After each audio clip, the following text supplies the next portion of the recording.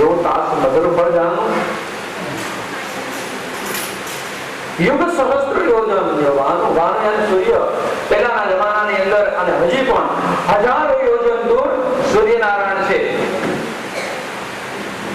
અને હનુમાનજીનો જન્મ પૃથ્વી પર થયો. હનુમાનજીને ઉગતા સૂર્યનારાયણના દર્શન થયા. હનુમાનજીને એમ કે આ સરસ મજાની નારંગી છે એટલે ઉડી અને સૂર્યનારાયણને ગળી ગયા. ગણપતિ મહારાજ કે સૂર્યનારાયણ તો સૌથી વિશાળ છે, સૌથી મોટા છે. સૂર્યનારાયણ કરતા પૃથ્વી નાની છે અને પૃથ્વી ઉપર તો હનુમાનજી રહે છે. તો હનુમાનજી સૂર્યને ગળી કેમ શકે? આ કઈક વાક્ય રચના બરોબર બેસતી.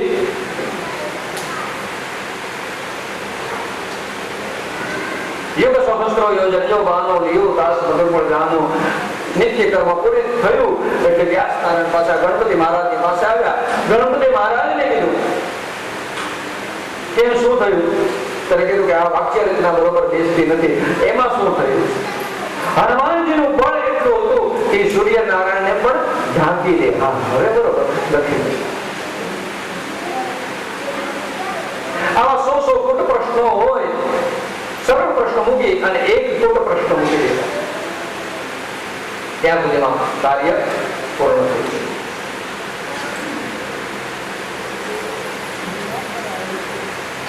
અને એટલે જ ભાગવતજીની પ્રારંભની અંદર સરસ્વતી માતાને યાદ કરવામાં આવે. યા કુંદૈ તુષાર હાર ધવલા શુભ્ર વસ્ત્રાવ. સરસ્વતી વંદના કરો તો તમારા મોઢામાં પણ સરસ્વતી માતા નિવાસ કરે.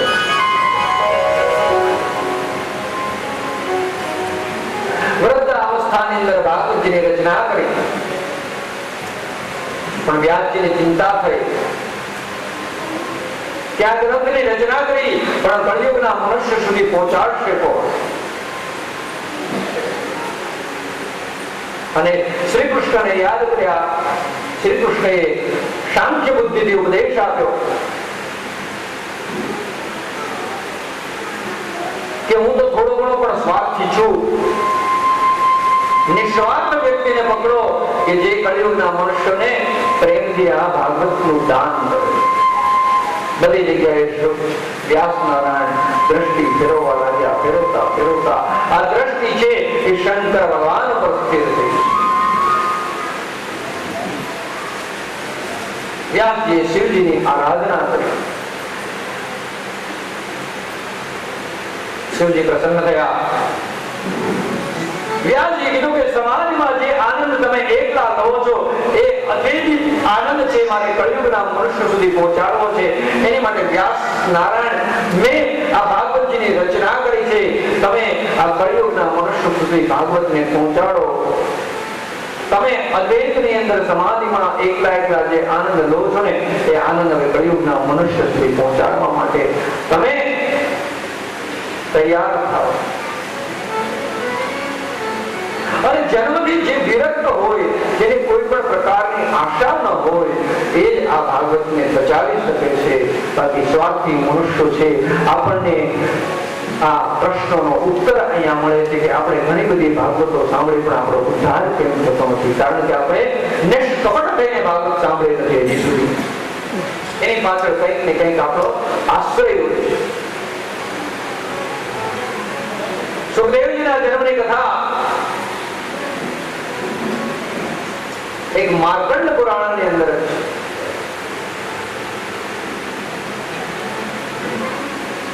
સુખદેવજી મહારાજનો જ્યારે જન્મ થયો ને ત્યારે સુખદેવજી મહારાજ 16 વર્ષના હતા. માતાના ઉદરમાંથી 16 વર્ષના બાળક રૂપે પ્રગટ થયા.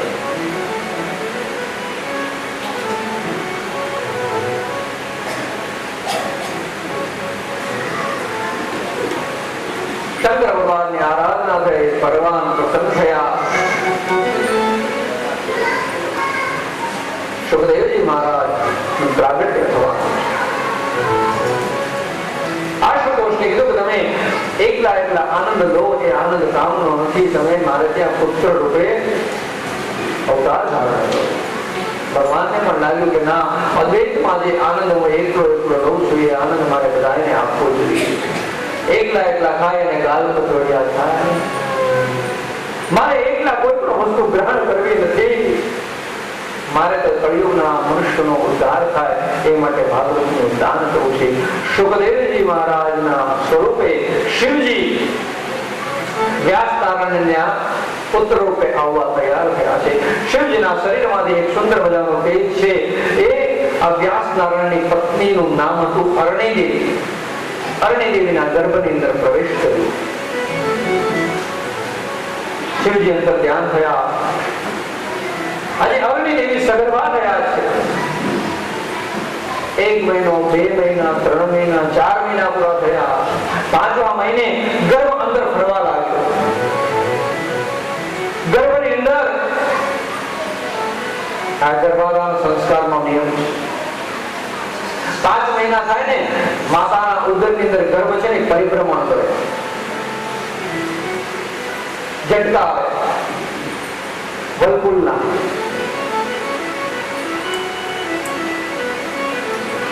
માતાના ઉદરની અંદર જીવ છે ને ફરે. એ ફરતો નથી પણ પરમાત્માને ગોતે છે કે તું ક્યાં ગયો, ક્યાં ગયો, ક્યાં ગયો, ક્યાં ગયો.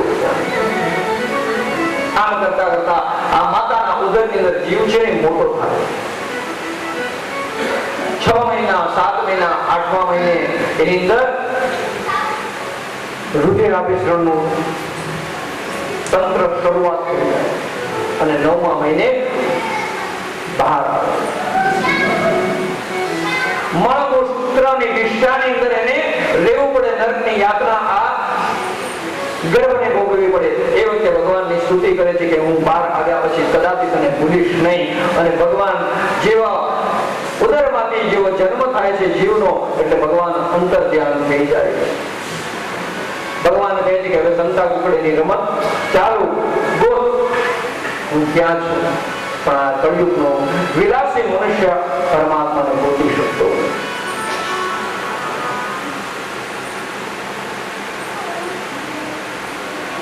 આજે 9 મહિના પૂરા થયા, 10 મહિના, 11 મહિનો, 12મો, 1 વર્ષ પૂરું થયું, છતાં પણ માતાના ઉદરમાંથી સુખદેવજી મહારાજનું પ્રાગટ્ય થતું. માતા આનંદ કે ભલે આનંદ કરતા સુખદેવજી અરણીદેવી. 1 વર્ષ પૂરું થયું, બીજા વર્ષની શરૂઆત થઈ, બીજું વર્ષ પૂરું થયું, 3જા વર્ષની શરૂઆત થઈ, બીજું વર્ષ પૂરું થયું, 4થા વર્ષની શરૂઆત થઈ, 4થું વર્ષ પૂરું થયું, 5, 6, 7, 8, 9, 10 વર્ષ પૂરા થયા. સુખદેવજી મહારાજ બહાર આવવાનું નામ જ લેતા માતાના ઉદરમાં. 11 વર્ષ, 12 વર્ષ, 13, 14, 15 અને જ્યાં 16મો વર્ષ બેઠું, અરણીદેવીથી રહેવાનું નહીં. સુખદેવજીને કહેવાને લાગ્યા ઉદરમાં કે પુત્ર હવે હદ થાય છે, તારે બહાર આવવું નથી. ત્યારે અરણીના ઉદરમાંથી સુખદેવજી મહારાજે જવાબ આપ્યો કે બહાર આવ્યા પછી મને આ સંસારની માયા વળગી જાય તો, આ સંસારની માયા મને વળગી જશે તો. ત્યારે અરણી અને વ્યાસ નારાયણે કીધું કે જા, અમે તને આશીર્વાદ આપીએ છીએ કે જગતની કોઈ પણ માયા તને સ્પર્શ પણ કરી શકશે નહીં. અને જ્યાં આ વાક્યની રચના સુખદેવજીના કાનમાં પડી ત્યાં જ માતાના ઉદયમાંથી સુખદેવજી મહારાજનો પ્રાગટ્ય થયો છે. બોલીએ સુખદેવજી મહારાજ. શિવજીનો 16મો અવતાર છે એ સુખદેવ અવતાર. 16મા વર્ષે અરણીના ઉદરમાંથી સુખદેવજી મહારાજનો પ્રાગટ્ય થયું. અને જેવા 16 વર્ષની ઉંમરે સુખદેવજી મહારાજનો પ્રાગટ્ય થયું એટલે સુખદેવજી મહારાજ ઊભા થઈ અને અરણ્ય એટલે જંગલમાં ચાલવા લાગ્યા. ઘર છોડી દીધું. જેવો જન્મ થયો એવો ઘર છોડીને જંગલમાં ચાલ્યા ગયા. અને એ વખતે વ્યાસ નારાયણ અને અરણીદેવી વિલાપ કરવા લાગ્યા કે જે પુત્રની અમે જંખ ના કરી હતી એ પુત્ર જન્મતાની સાથે જ અમને છોડીને ચાલ્યો જાય. પણ સુખદેવજી મહારાજ એક પણ શબ્દ, આ પાનને તમે જુઓ, આ વૃક્ષને તમે જુઓ, એને તમે પાનો મારો છો, પથ્થર મારો છો, એ તમને ફળ આપે છે, છતાં પણ કોઈ દિવસ તમને ફરિયાદ કરતો નથી. તમે ભાગવતનું ફળ છે. તમે કદાપી આશા ન રાખો કે મારો પુત્ર છે. બીજાને માટે જીવો.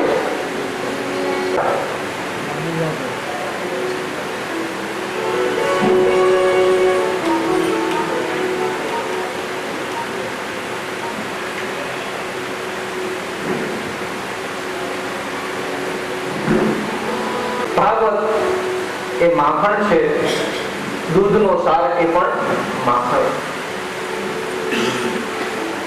દૂધની અંદર માખણ રહેલું છે છતાં પણ આપણને દેખાતું નથી. ભાગવતજીની અંદર કૃષ્ણ બિરાજમાન છે પણ આપણને દેખાતા.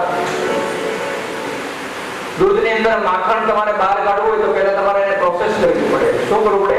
પહેલા એને દહીં બનાવવું પડે, પછી દહીંની છાશ બનાવો, અને છાશ જે વલોવો ને ત્યારે એમાંથી માખણ નવનીત બહાર આવે છે. માખણ એટલે કનૈયાનું બીજું નામ પડ્યું નવનીત. નવનીત પ્રિયાજી ભગવાનનું સૌથી સુંદર નામ હોય એનું નામ છે નવનીત પ્રિયાજી. નવનીત એટલે માખણ. જે લડ્ડુ ગોપાલને માખણ પ્રિય છે એ સ્વરૂપનું નામ છે નવનીત પ્રિયાજી. ઉપસેનો હોય, મોદક જેવો હોય ને તો સમજવું કે એ માખણનો ડોલો છે. એટલે એ પરમાત્માનું સ્વરૂપ છે નવનીત પ્રિયાજી મહારાજનું સ્વરૂપ છે. લડ્ડુ ગોપાલની સેવા સરળ છે, નવનીત પ્રિયાજી મહારાજની સેવા સરળ નથી.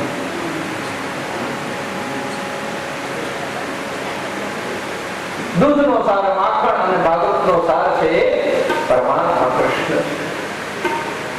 માખણ કાઢવા માટે તમારે દધિમંથન કરવું 7 દિવસનું. અહીંયા આપણે ભાગવતજીમાંથી દધિમંથન કરવાનું છે. ભાગવતનું મંથન કરવાનું. એક બાજુ બન્યું દેરો ને એક બાજુ ગાયું. મંથન કરવાનું અને એમાંથી અમૃત રૂપી કૃષ્ણ પરમાત્માનું ચોથા દિવસે પ્રાગટ્ય થશે. તમે મંથન કરશો એટલે જો મંથન બરોબર થશે તો ચોથા દિવસે નંદભાઈઓ થશે. બાકી મંથન બરોબર નહીં થાય તો કદાચ ચોથા દિવસની બદલે છઠ્ઠા દિવસે પણ હું કૃષ્ણ જન્મ કરીશ.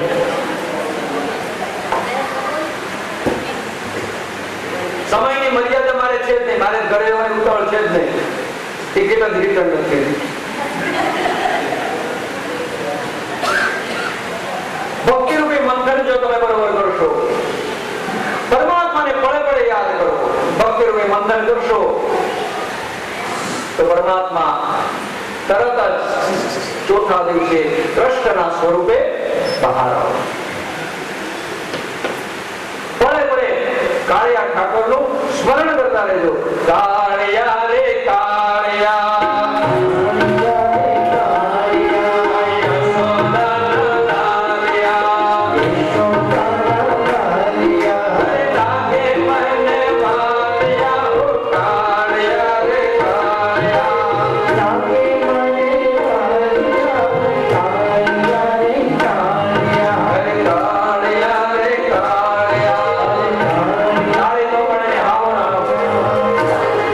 રે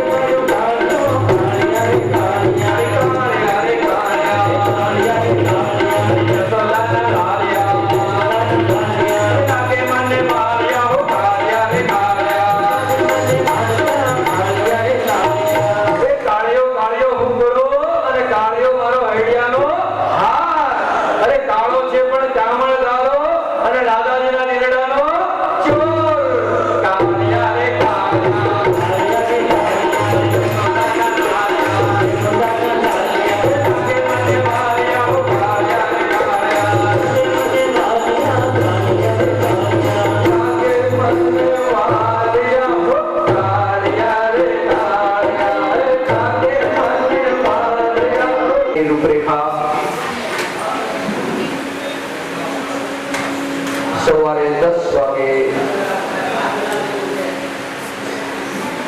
યજમાનોએ સ્થાપનોની પૂજા કરવા માટે